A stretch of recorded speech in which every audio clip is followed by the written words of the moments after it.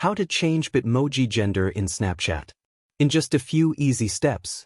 To change your Bitmoji gender on Snapchat, you'll need to unlink your current Bitmoji and create a new one.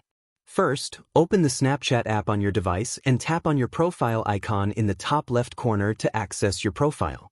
Then, go to the settings by tapping the gear icon in the top right corner.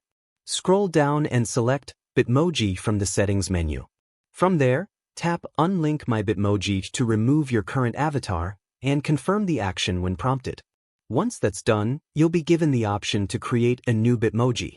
Choose your desired gender, male or female, and then customize your avatar by selecting features like skin tone, hair color, and outfits. When you're happy with your new Bitmoji, tap Save in the top right corner. Your Snapchat profile will now reflect the new Bitmoji with your selected gender. If you run into any issues, make sure your Snapchat app is updated to the latest version, as updates can sometimes affect functionality. Thank you so much for watching this video. Subscribe.